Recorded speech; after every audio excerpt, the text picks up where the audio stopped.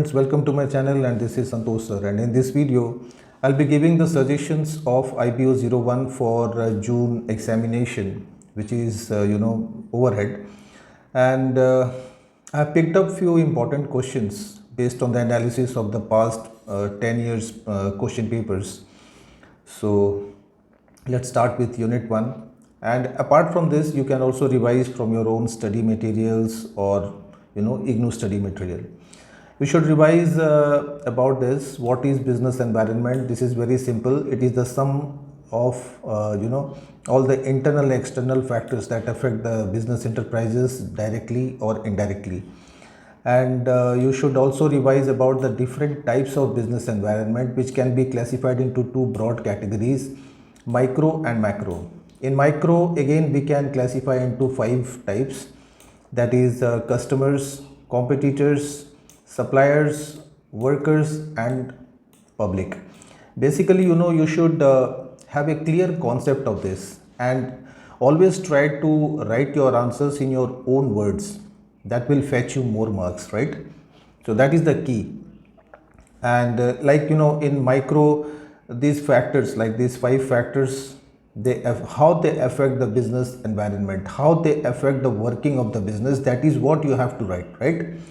Like that, in macro, again, 5 types of components or elements are there, like economic, then we have political and legal, socio-cultural, demographic, and technological. Now among these, like, you have to define all these 5 factors, and try to explain in your own words, like I have done in this study material.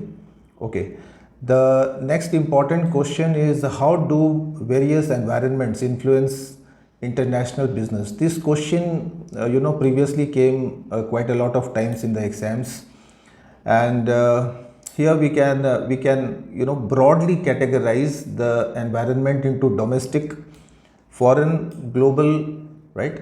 So these 3 types of environment and how they affect the working of the business. Domestic refers to the our, like, when we are talking about Indian economy, so we are talking about the domestic environment, which is related to the own nation, right?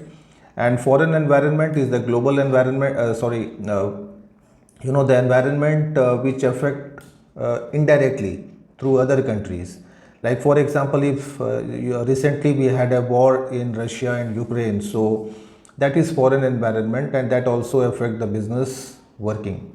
Like that, we have global environment, like all over the world there are some changes which affect the business environment. So like that, you can expand. Again, one more type is there, that is economic and financial environment. If there are changes in the economic policies, taxes, so they also affect. And in, like, as a whole, like, we can again divide this type of environment into economic development, then income of the people. If the income of people rises or falls, how that affect the business working, so that is what you have to write. Then expenditure, the tendency of the people to spend. So basically this expenditure depends on income, because more the income, more the expenditure. And again, expenditure is also related with the public expenditure of the government. Like that, the infrastructure facilities available in a country, that also affect the business environment. If there are good roads, power, communication, transportation facility, obviously the business will run smoothly.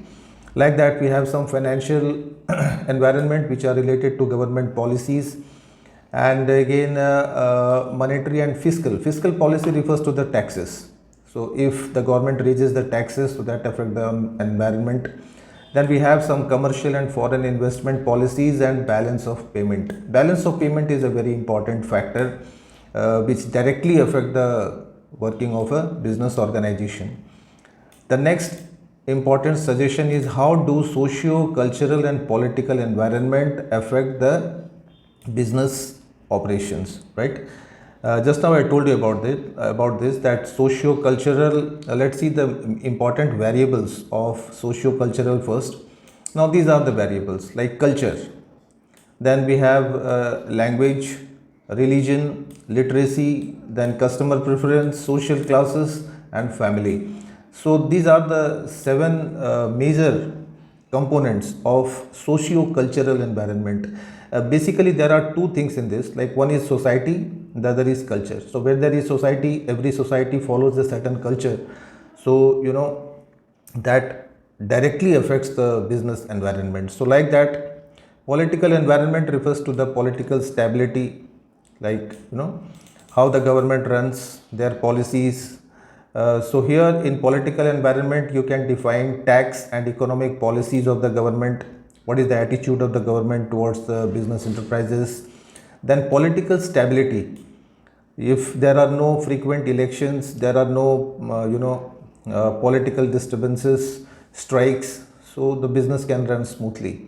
Like that, foreign trade regulations, so that also affect like how the country have relations with foreign countries. So that is foreign trade regulations, so that also affect. Then employment laws in the country. So these four important factors of political environment which you should read before going to the exams. The next one is Ricardian theory of trade, and David Ricardo was a British economist, as we know about that, and he developed this theory of comparative advantage, which is very popular all over the world. Let's see the main elements of this. Now, a comparative advantage is the ability of an economy to produce goods and services at cheaper rates than other nations, right? And according to this theory, a country will export only those goods and services in which they have comparative advantage and will leave out all the other goods and services, right? It's very simple theory, very simple. And it is basically calculated on the basis of opportunity cost. Like you have to sacrifice one commodity for the other, so that is called opportunity cost. And a country can only gain through specialization. This is a very important sentence which is there in the Ricardian theory, that every country should have a specialization of producing some commodities. Then it helps in free trade among countries. Then growth of perfect competition among international market is only possible through comparative advantage. And this theory also advocates that the government should not interfere in the international trade, that means imports and exports. So like this, there are main 5 reasons for international trade that takes place in a basically it is due to the difference in the technology, then differences in the resources, differences in the demand, then the differences in the economies of scale, and differences in the government policies. So this, due to these 5 factors, generally we do international trade, right? And let's see a few assumptions of Ricardian theory. Now he assumes that there is a perfect competition in the market, right? There is no monopoly, oligopoly, or monopolistic competition, and basically there are only 2 countries involved in the trade. There are only 2 goods, and there is only one factor of production, and that is labor. And there is a general equilibrium, that is like the prices of the commodities are determined by the forces of demand and supply. So like that, there are few limitations also which you can go through. Okay, the next important question is the difference between absolute and comparative advantage. Important one, previously exams में ये question आया भी हुआ है. Absolute advantage refers to the production of the best quality of commodity by a country than any other country, whereas comparative advantage is the ability of a country to produce a specific commodity at a lower marginal cost than other countries, right?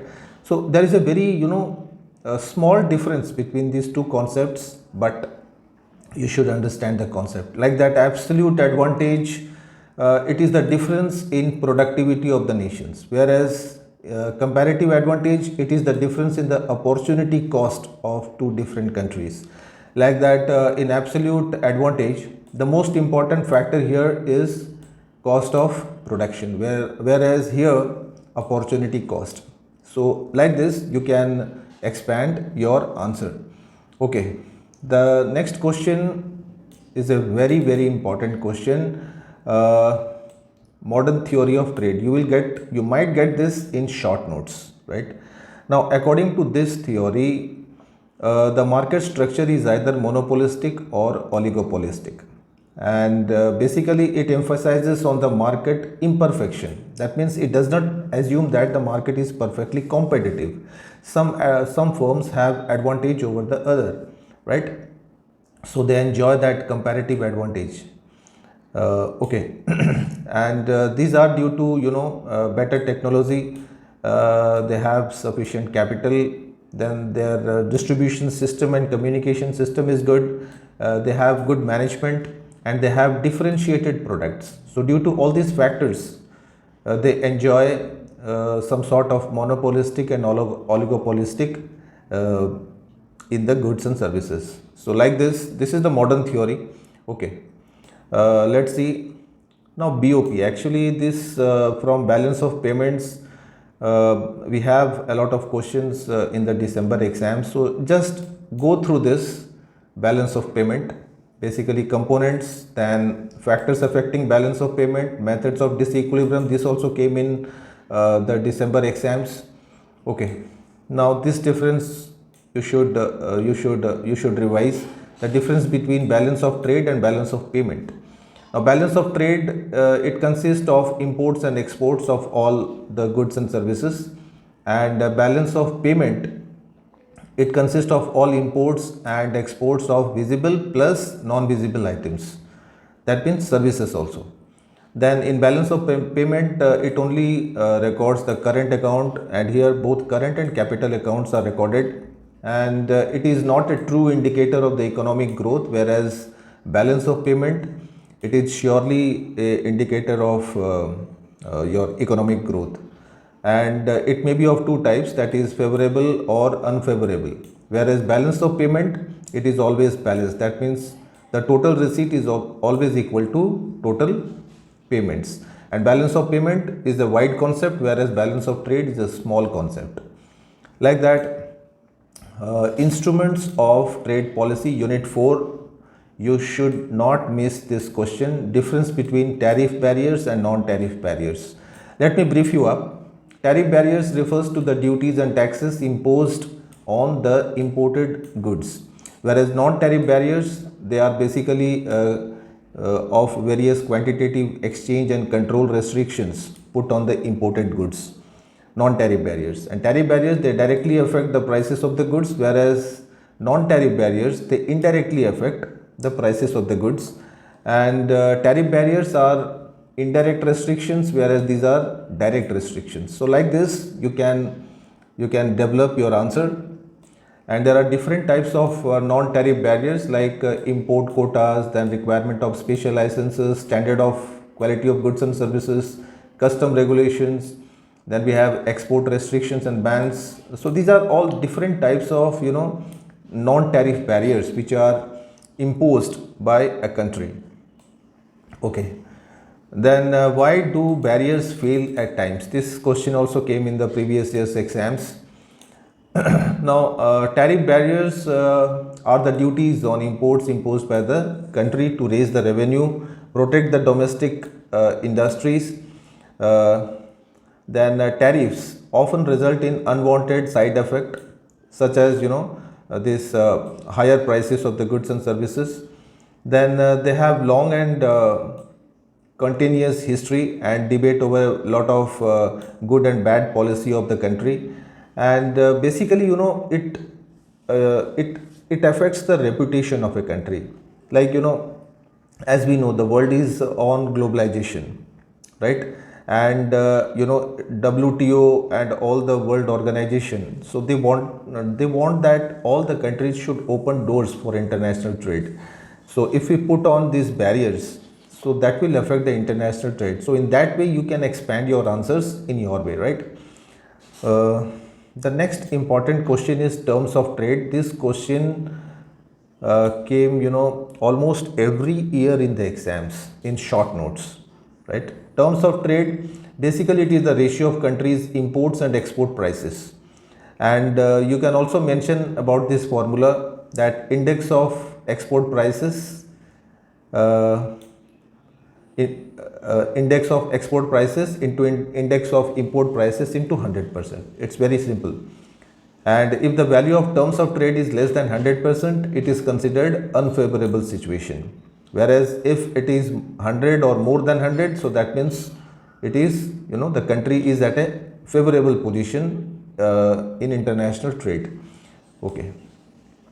The next question is Unit 5, Globalization. You should not miss this also, and you should know about this. Is a very common topic, globalization. We know about this, like removing all the trade restrictions on international trade, movement of people, capital, technology, like that. Very simple one. And let's see the important components of globalization. It always emphasizes on free trade, liberalization policies, increase in employment opportunities, increase in connectivity between the different nations, then self-reliance, cultural exchange between the countries, urbanization, standard of living should be improved, then production cost should be minimized, and there is a better scope of outsourcing. So these are all the components of globalization on which you can define globalization. Very important question. Okay, आगे बढ़ते हैं.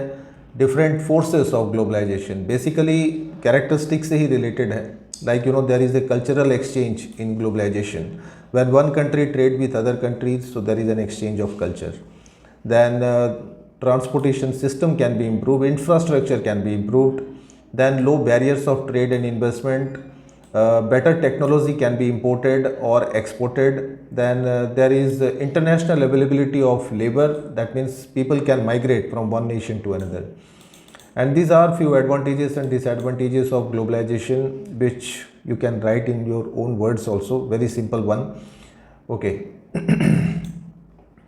The next important question, alternative methods of entry into the foreign market. How a business enterprise enter into a foreign market? What are the ways? Very important question. Basically, I have mentioned in my study materials these 5 ways. First is a country can directly export to other countries. The next one is through licensing and franchising. Franchisee, we know about that. Then a country or a business enterprise can make joint venture with foreign companies and countries. Then it can also make strategic alliances. These strategic alliances short notes में भी आता है, तो बहुत अच्छे से करें strategic alliances. Then a country can also directly invest in foreign countries. And ये पांचों फैक्टर्स के पांचों मेथड्स के मेरिट्स एंड डिमेरिट्स ये बिल्कुल आपको करने हैं. And very important question. Okay, आगे चलते हैं. नेक्स्ट इंपॉर्टेंट क्वेश्चन देखते हैं यूनिट 6 से. Unit 6 is on international investment.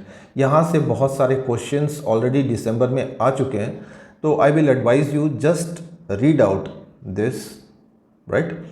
तो आगे चलते हैं without wasting any time, because we have to cover a lot of things. एक शॉर्ट नोट्स के लिए आप ट्रिम्स को याद रख सकते हैं. Agreement on trade related investment measures, ये क्वेश्चन एग्जाम्स में आ सकता है. Basically investment measures, TRIMS believe that there is a strong connection between trade and investment, and the goal of trade related investment measures to give the fair treatment to all the member countries all over the world. That means WTO का यहाँ पे बहुत important role है, and इसके जो main features हैं, it only applies to investment measures related to goods of trade and not services. It does not apply to services, and it does not regulate the entry of foreign industry or investment. That means there is no regulation, there is no control, it only specifies. Then there should not be any discrimination between the imported and exported goods. So like this, TRIMS के बारे में बिल्कुल पढ़ के जाएं, exams में important question है. Okay, the next one is transnational corporations. यहाँ से भी क्वेश्चन आपको दिसंबर में एग्जाम्स में आया था, तो इसको भी just read out, go through. आगे चलते हैं. TNC और MNC, transnational corporations and multinational corporations, इसके डिफरेंसेस बहुत इंपॉर्टेंट है. मैं थोड़ी सी ब्रीफ कर देता हूँ आपको. TNC have centralized management system, but multinational have decentralized management system, and TNC are quite flexible, they can take decisions quickly, but multinational corporations, they are inflexible, right? They are very large organizations. And TNC have branches located in different countries, and they can take independent decisions, whereas MNC, they cannot take individual decisions. They have to rely on the decisions of the head office. Then TNC are borderless, do not consider any particular country as its base or home quarters or headquarters. But MNC, they do have headquarters at home countries. And a few examples of TNC like Apple, Toyota Motors, Unilever, Imagine, and whereas MNC, Vodafone and Coca-Cola are the good example. Okay why do firms go transnational, ये भी question exams में दिसंबर में आया था. Okay आगे चलते हैं. Unit 8 transfer of technology, यहाँ से भी क्वेश्चंस दिसंबर में एग्जाम्स में आए तो just read out the material. Okay one short notes के लिए आप ये क्वेश्चन याद रख सकते हैं. IPR, intellectual property rights. These rights are given to the persons over the creation of their minds. That means if a person or an organization creates something new, so they can apply for intellectual property rights. And basically these rights are given for industrial designs, scientific discoveries, literary, artistic and scientific works, then inventions and discoveries in all the fields and commercial names of the companies. And इसके कुछ advantages भी हैं because यहाँ से person को या फिर company को एक्सक्लूसिव राइट्स मिलते हैं, कोई भी कॉपी या चीट नहीं कर सकते हैं. ओके आगे चलते हैं नेक्स्ट क्वेश्चन, नेक्स्ट यूनिट के तरफ. यूनिट 9 वर्ल्ड ट्रेड, इसको बिल्कुल मिस मत कीजिए, one of the very important one. यहाँ से क्वेश्चन आपको जून के एग्जाम्स में मिल सकते हैं. And problems of developing countries, we know about this. अगर ये क्वेश्चन आ गया तो आपकी बम है बिकॉज बहुत सिंपल क्वेश्चन है. जैसे कि हम लोग जानते ही हैं कि जो पुअर कंट्रीज़ हैं या फिर डेवलपिंग कंट्रीज़ हैं उनकी प्रॉब्लम्स क्या हैं, उनकी इकोनॉमिक प्रॉब्लम्स क्या हैं, उसी को स्पेसिफाई करना है. यहाँ से आप सब्सिडीज़ का डेफिनेशन एंड इसके डिसएडवांटेजेस, मेरे प्रीवियस वीडियोस को भी आप रेफ़र कर सकते हैं, that is also very important.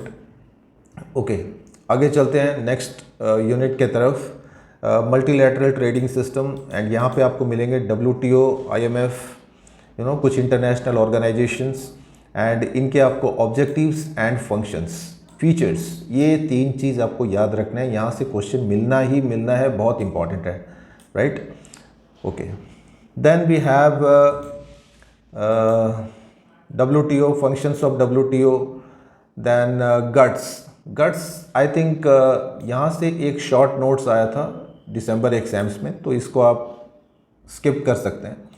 Okay लेकिन गट को मिस मत कीजिए, right. General agreement on tariff and trade, ये एग्जाम्स में आपको मिल सकता है in short notes, right. And इसके बारे में मैंने प्रीवियस वीडियोस में भी आपको बहुत बार एक्सप्लेन किए हुए हैं गट के बारे में. एंड WTO को ही मतलब it was basically absorbed in WTO in 1995, like after the second world war it was established. And इसके जो मेन प्रिंसिपल्स हैं दैट इज़ नॉन डिस्क्रिमिनेशन. इसके जितने भी मेंबर कंट्रीज़ हैं वो एक दूसरे को डिस्क्रिमिनेट नहीं करें, दैट मीन्स कोई भी फ़र्क नहीं समझें, and they should cooperate with each other. Then there are reasonable restrictions on the import and export trade, and if there are any disputes they should consult WTO for this.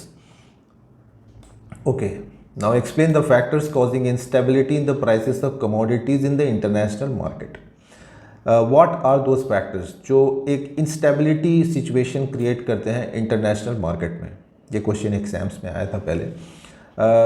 बहुत simple question है ऐसे तो देखा जाए तो, थोड़ा सा अगर आप दिमाग लगाएं तो you can write in your own words. Because instability is cause due to government policies. If there are changes in the government policies, the prices of the commodities can be affected. Then economic policy of the countries, right, trading countries. Then storage and transportation factors, अगर transportation system अच्छा नहीं है, warehousing system अच्छा नहीं है, so that can also affect the prices of the commodities. Then ये बहुत general factor है, demand and supply. इसमें अगर demand बढ़ गई तो obviously the prices will increase. Like that. Then weather conditions, अगर weather different countries have different types of weather climate, तो वो भी affect करता है. The next important one is the role of commodity agreements in stabilizing the agricultural products. ये question exams में बहुत बार strike किया है. ओके कुछ commodity agreements बने थे प्रीवियसली जो इंटरनेशनल मार्केट में जो इंपोर्ट एक्सपोर्ट इंटरनेशनल ट्रेड होता है तो वहाँ पे मतलब they have to follow this agreements. And basically ये मेन कंपोनेंट्स हैं इंटरनेशनल कमोडिटी एग्रीमेंट्स के. To make international commodity agreement successful, 90% of the producers and 90% of the consumers must participate in the negotiation process. Then objectives of the agreement should be clearly spelled out, and international commodity agreement should aim at buffer stock operations. तो ये कुछ important types के commodity agreement I have mentioned here 7. That is international rubber agreement, then we have sugar, then tin agreement, then we have cocoa agreement, coffee agreements, then wheat agreements and olive oil agreements. So ये कुछ popular agreements हैं, commodity agreements. Okay, आगे चलते हैं next question की तरफ, and this is from regional economic groupings, REG. As you know, as the name implies, regional economic groupings, they are the associations formed by countries situated in a particular region to minimize the trade barriers among them. बहुत simple है. Like Asia में यहाँ पे European union form किया गया है. Like that in Asia we have ASEAN, where all the Southeast Asian countries they have less barriers while making an import and export. And let's see the different forms of REG. Now different forms may be like, it may take preferential trade areas where the countries can import and export freely. Then free trade areas are there where they can easily trade. Then custom unions are there, then common markets and monetary unions. So these are the different types of regional economic groupings done by the countries situated in a particular area. Now these are the impacts. Very important question. There may be a trade diversion. That means trade diverted from non-member countries to member countries only. So these have bad effect on the international trade. There is trade creation also. That helps member countries to create new trades on the international platforms. Then competition. Now grouping help to create healthy competition in the market, right? And there is economies of large scale production, then a reduction in the marketing cost, and there is every possible chances of foreign direct investment in the country. So these are the impacts.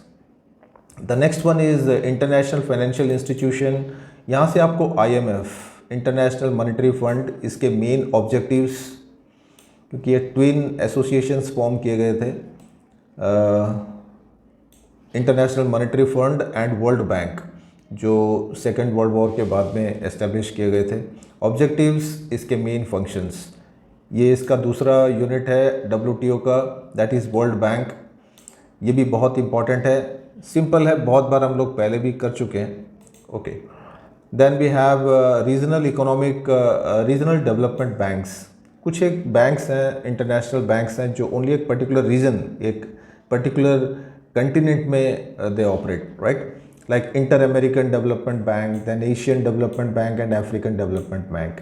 बहुत सारी हैं, ये major 3 type की banks हैं, and these are located in different continents to enhance, promote international trade. Okay, आगे चलते हैं. Trade disputes, यहाँ से भी क्वेश्चन आपको दिसंबर एग्जाम्स में बहुत सारे क्वेश्चंस इस यूनिट से आए थे, तो आप just read out, go through. I am not denying कि यहाँ से क्वेश्चन आ नहीं सकता, लेकिन ओके, ADR से आ गया था question. Then we have the next unit, unit 18, international trade in services. What is the role, ये क्वेश्चन आपको करना है. What is the role of trade in services in the economic development? Like it creates employment opportunities, then it promotes GDP, then it earns foreign exchange for a country. So like that. Then different types of challenges are there in marketing of services. As we know, services are invisible, and that's why these complications are there while marketing services. It is not easy to market services as in case of goods. तो ये भी easy question है, आप इसको workout कर सकते हैं.